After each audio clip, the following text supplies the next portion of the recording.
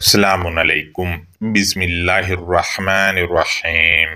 کائنات بنانے والے، نرمی کرنے والے، مہربانی کرنے والے کی شناخت یا پہچان کے ساتھ دوستو، آج لیکچر نمبر 2 ہے المسجد الحرام سیریز کا، اور آج کے لیکچر میں ہم سب مل کر دیکھیں گے کہ الکتاب المبین کے مطابق المسجد الحرام کیا چیز ہے۔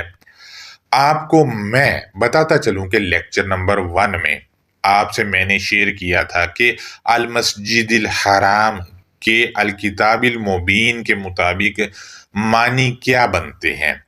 وہ دوست جنہوں نے لیکچر نمبر 1 کا جائزہ نہیں لیا، ان کے لیے آج کے لیکچر کے ڈسکرپشن کے اندر میں لیکچر نمبر 1 کا لنک لگا رہا ہوں، اور اس کے ساتھ ساتھ مسجد سیریز جو کی تھی اس کی پلے لسٹ کا لنک بھی آج والے لیکچر کے ڈسکرپشن میں لگا رہا ہوں۔ وہ دوست جنہوں نے ان کا جائزہ نہیں لیا وہ ڈسکرپشن میں جائیں اور پلے لسٹ پر جا کر جائزہ لے سکتے ہیں کہ الکتاب المبین کے مطابق مسجد کیا چیز ہے۔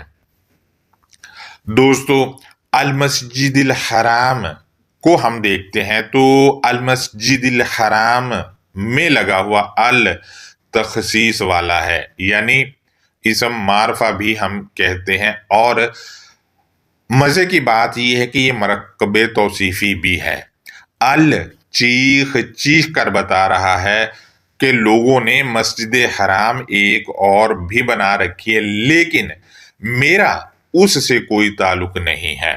دوستو، یہ بالکل ایسے ہی ہے جیسا کہ دنیا میں بہت سی مذہبی کتابیں ہیں، لیکن الکتاب المبین جس کو آپ قرآن بھی کہتے ہو، ان سب سے لگنے کی وجہ سے اپنے آپ کو الگ کر رہا ہے، یا پھر منسوبیت کی صورت میں بھی اپنے آپ کو الگ کر رہا ہوتا ہے۔ اور الکتاب المبین والی المسجد الحرام جس کو آج تک آپ یہ سمجھتے رہے کہ یہ سعودیہ والی مسجد حرام ہے، یہ الکتاب المبین میں جو مینشن ہے اس کے شروع میں آپ دیکھیں المسجدی کے شروع میں بھی لگا ہے اور الحرام کے شروع میں بھی لگا ہے، لہذا اس کا اس کو معرفہ کر رہا ہے۔ اس وجہ سے الکتاب المبین والی المسجد الحرام جو الکتاب سے باہر ہے، جسے لوگ سمجھ رہے ہیں، وہ الکتاب المبین والی ہرگز بھی نہیں ہے۔ دوستو، پوائنٹ نمبر 2 ہے جسے آج تک آپ مسجد حرام سمجھتے رہے، اور اس کی وجہ یہ بتاتے رہے کہ الکتاب المبین والی ہے، لیکن یہ وہ والی نہیں ہے۔ کیوں نہیں ہے؟ تو اس کے لیے میرے پاس سورہ 2 کی آیت نمبر 2 ہے، اس میں لکھا ہے کہ ذالک الکتاب لا ریب فیہ ھدی للمتقین۔ سورہ 2 کی آیت نمبر 3 اس میں ہے کہ الذین یؤمنون بالغیب ویقیمون الصلاۃ ومما رزقناہم ینفقون۔ آپ ان آیات پر غور کریں، دونوں پر ہی، تو آپ کو پتا چلے گا کہ سورہ 2 کی آیت نمبر 2 میں الکتاب المبین میں ریب نہیں ہے اور متقین کے لیے باعث ہدایت ہے، جبکہ اس کی تسلسل میں آیت نمبر 3 ہے اور اس میں الذین بطور اسم موصول ہے، جو پچھلی آیت میں عام پبلک میں سے متقی لوگوں کو الگ کر رہا ہے۔ اسی طرح آپ دیکھیں یؤمنون آیا ہے اور یقیمون آیا ہے اور ینفقون آیا ہے، ان تینوں میں چھپی ضمیر مستتر ہم ہے اور رزقناہم میں بھی ہم ہے، یعنی ہم کی چاہے وہ ضمائر مستتر ہوں یا ضمیر بارز ہو، یہ تمام کی تمام جو ضمائر ہیں یہ آیت نمبر 2 جو کہ سورہ البقرہ کی ہے اس میں موجود متقین کی طرف لوٹ رہی ہے۔ دوستو، ان دونوں آیات کا اگر ترجمہ کیا جائے تو وہ کچھ یوں ہوگا، ذالک الکتاب ला रैब फीह हुदल लिलमुत्तकीन अल्लज़ीना युमिनूना बिल गैबि व युकीमूना सलाता व मिम्मा रज़क़नाहुम युनफिकून। वो अल किताब है, उसमें टेढ़ या उलझाव नहीं, मुत्तकीन के लिए रहनुमाई है। वो लोग जो वो मुत्तकी हैं वो अनदेखे या गैब के साथ मानते हैं और मुत्तकीन सलात को नाफिज करते हैं, और जो हमने इन मुत्तकीन को रिज्क दिया उसमें से खुला रखते या उसमें से मुत्तकीन जो है वो खर्च करते हैं।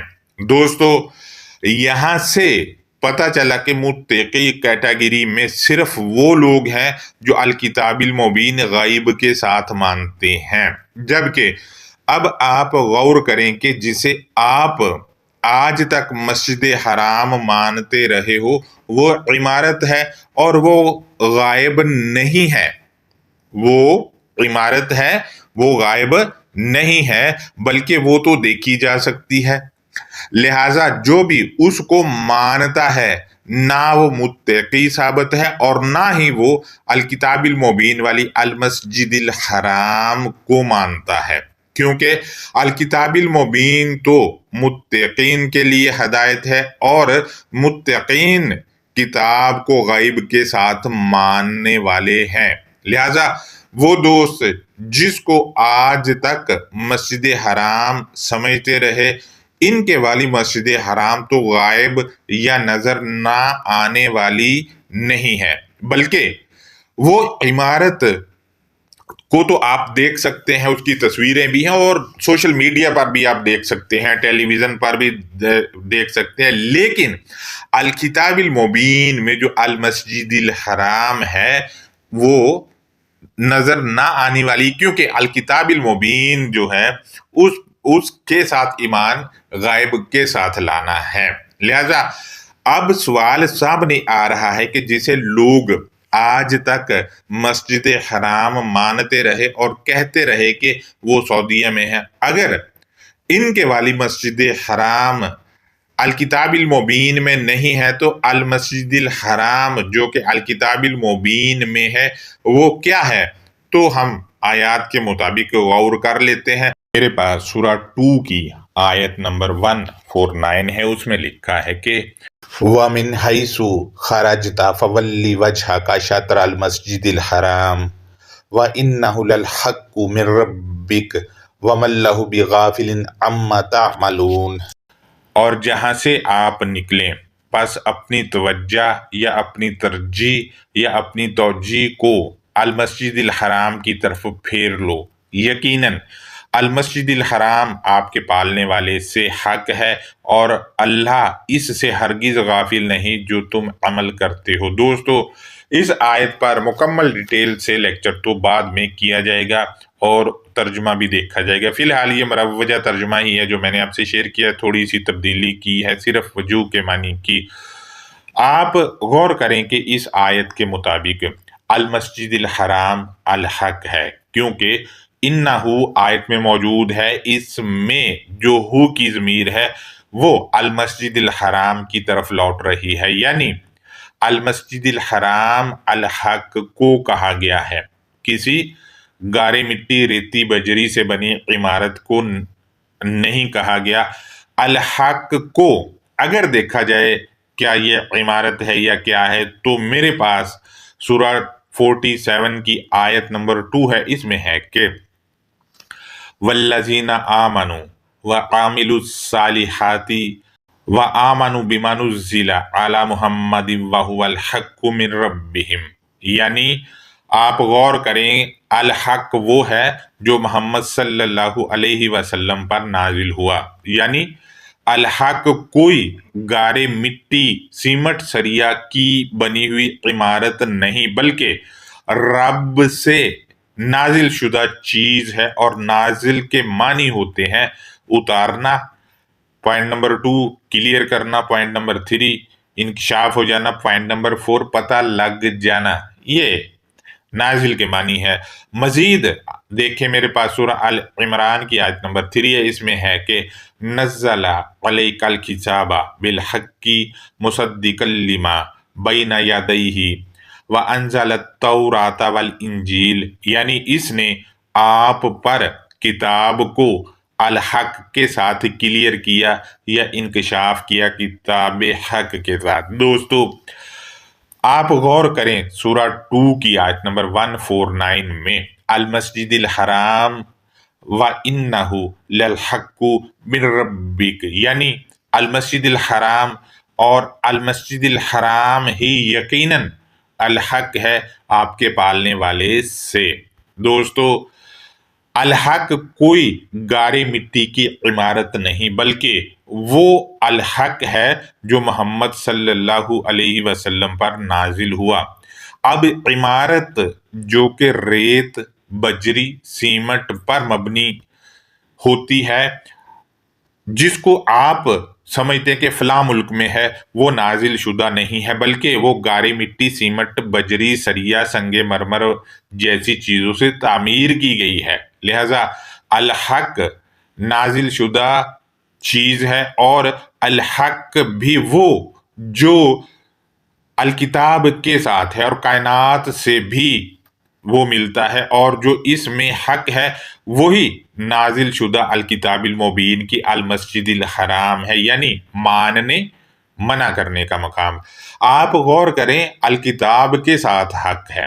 جب آپ الکتاب پڑھتے ہیں طاہر ہو کے، متقی بن کے، تو پھر آپ کو جن چیزوں کا پتہ چلتا ہے یا جو انکشاف ہوتا ہے یا جو کلیئر ہوتا ہے، جس کو نازل ہونا کہا جاتا ہے، وہ الحق ہے، اور الحق ہی المسجد الحرام ہے سورہ 2 کی آیت نمبر 149 کے مطابق، اور الحق نازل ہوتا ہے، نہ کہ کوئی گارے مٹی سیمنٹ سریے والی بلڈنگ ہے۔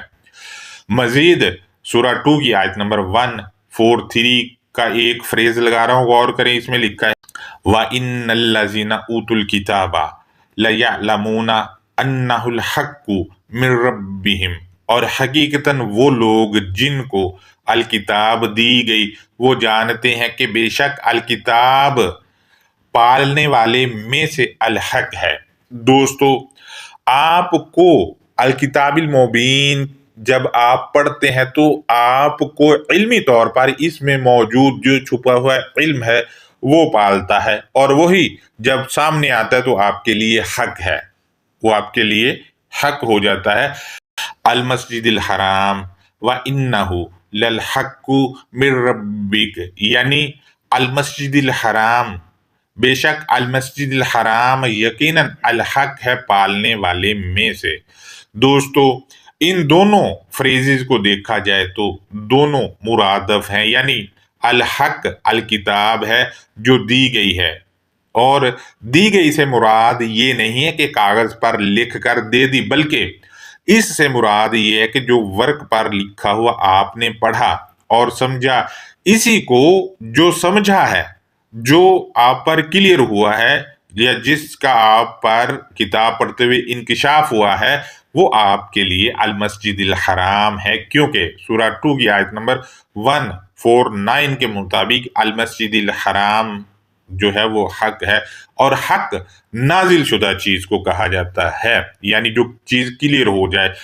دوستو اب ہم المسجد الحرام کے مرادفات دیکھتے ہیں، تو میرے پاس سورہ 22 کی آیت نمبر 25 ہے، اس میں ہے کہ ان الذین کفروا ویصدون عن سبیل اللہ والمسجد الحرام، اور اسی طرح میرے پاس سورہ 8 کی آیت نمبر 34 میں اس کا فریز ہے کہ وَمَا لَهُمْ أَلَّا يُعَذِّبَهُمُ اللَّهُ وَهُمْ يَصُدُّونَ عَنِ الْمَسْجِدِ الْحَرَامِ۔ اب ان دونوں فریزز کو آپ دیکھیں تو ان دونوں میں وَيَصُدُّونَ عَن سَبِيلِ اللَّهِ وَالْمَسْجِدِ الْحَرَامِ، اور اسی طرح وَهُمْ يَصُدُّونَ عَنِ الْمَسْجِدِ الْحَرَامِ، یہ مرادف ہیں، یعنی اللہ کے منصوبہ یا پلان یا مقصد سے روکنا ہی المسجد الحرام یعنی ماننے منع کرنے کے مقام یا جگہ سے روکنا ہے۔ اور آپ دیکھیں کہ کائنات کو بنانے والے کا سبیل ہی المسجد الحرام ہے، لوگ آپ کو آج بھی اللہ کے سبیل سے روکتے ہیں، اور اللہ کا سبیل الکتاب المبین میں موجود ہے۔ جب ہم تدبر کرتے ہیں اس پہ تو اس سے ہمیں پتہ چلتا ہے یا کلیئر ہوتا ہے، یعنی نازل ہوتا ہے، جو نازل ہوتا ہے وہی حق ہے اور وہی سبیل اللہ ہے، اور جو سبیل اللہ ہے وہ مرادف ہے المسجد الحرام کا۔ اور المسجد الحرام سورہ 2 کی آیت نمبر 194 کے مطابق حق ہے، اور الحق جو ہے وہ متقین کے لیے ہے، جیسا کہ ہدایت متقین کے لیے، جب متقین کو ہدایت ملے گی تو وہ حق پر ہوں گے۔ مزید آپ دیکھیں کہ المسجد الحرام کے جو اولیاء ہیں وہ کون ہیں، تو وہ وہی ہیں جو متقی ہیں۔ متقی وہی ہیں جو سورہ 2 کی آیت نمبر 2 میں کتاب جو لا ریب ہے، متقین کے لیے وہ ہدایت ہے۔ سورہ 8 کی آیت نمبر 34 میں ہے کہ وَمَا لَهُمْ أَلَّا يُعَذِّبَهُمُ اللَّهُ وَهُمْ يَصُدُّونَ عَنِ الْمَسْجِدِ الْحَرَامِ وَمَا كَانُوا أَوْلِيَاءَهُ إِنَّ أَوْلِيَاءَهُ إِلَّا الْمُتَّقُونَ وَلَكِنْ أَكْثَرَهُمْ لَا يَعْلَمُونَ۔ اب آپ دیکھیں کہ یہاں کہا جا رہا ہے المسجد الحرام کے اولیاء وہ مشرکین نہیں ہے، بلکہ اس کے اولیاء متقون ہیں۔